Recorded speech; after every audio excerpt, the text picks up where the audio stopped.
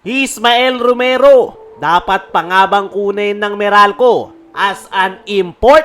Barangay Ginebra, kailangan nang gumalaw pagdating sa trades. Tapos na ang PBA Finals at kung may team na wala ng dahilan para manahimik, yon ay ang Barangay Ginebra.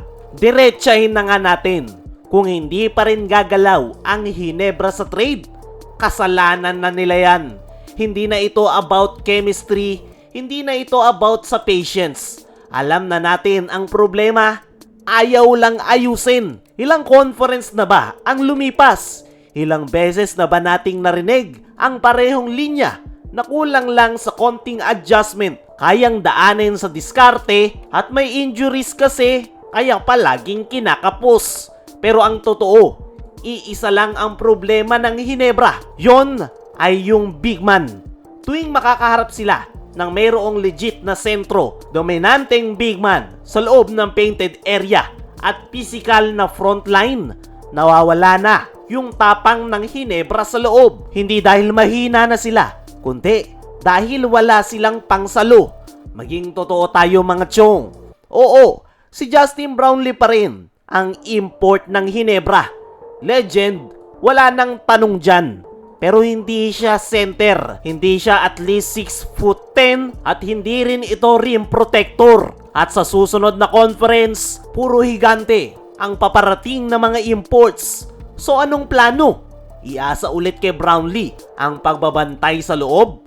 Pagurin ulit siya sa depensa? Tapos magtataka sila, bakit pagod na si Brownlee sa dulo? Hindi kasalanan ni Brownlee yan. Kasalanan ng roster construction. Huwag na tayong magbulag-bulagan mga chong. Ito yung part na ayaw marinig ng iba. Si Japet Aguilar may edad na, pa-retire na at hindi na dapat pang 40 minutes yung kanyang playing time. Si Isaac Go ay expected na magbabalik pero kakagaling lang yan sa ACL injury. Kahit fully healthy pa si Isaac Go, hindi nito matutulungan ang Ginebra sa loob ng painted area. Si Troy Rosario naman ay hindi natural na center. So, wala talaga. At wag nyo nang sabihin na system player lang ang kailangan. Kasi kahit anong sistema, kapag madaling na itulak, sira na yung sistema. At dito na papasok ang matinding tanong. Gusto pa bang magkampiyon ng Ginebra? O kontento na sila na competitive lang yung kanilang kupunan? Dahil kung gusto talaga nilang mag-champion, maraming assets ang Ginebra.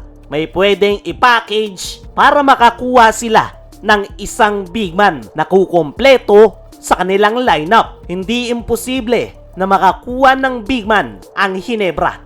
Ang imposible lang ay yung ayaw nilang gumalaw. At kung walang gagawin na aksyon ang Ginebra, ay mauulit at mauulit lang. Aabot sila ng semis, pero babagsak once na may makatapat na silang may solid na big man. Dumako naman tayo dito sa kabilang balita. Ismael Romero, dapat pa nga bang kunin ng Meralco as an import? Ditong mga nakalipas na araw nga mga chong, ay nagimbal ang lahat matapos saktan ni Ismael Romero si Nick Demusis sa Dubai.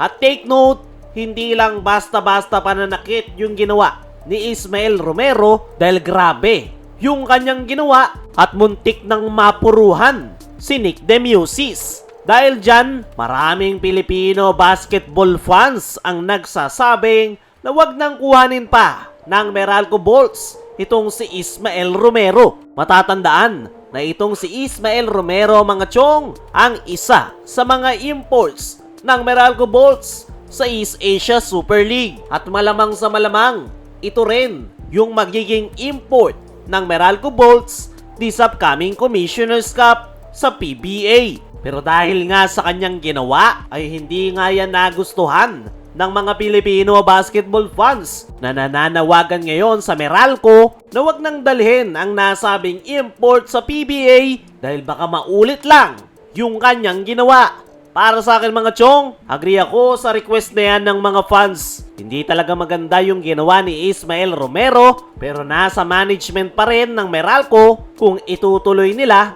ang pagkuha sa nasabing import. Kaya mga chong, dapat pa bang kunin ng Meralco itong si Ismael Romero? Ano rin yung masasabi nyo na dapat nang gumalaw ang Hinebra? Comment mo lang dyan sa ibaba.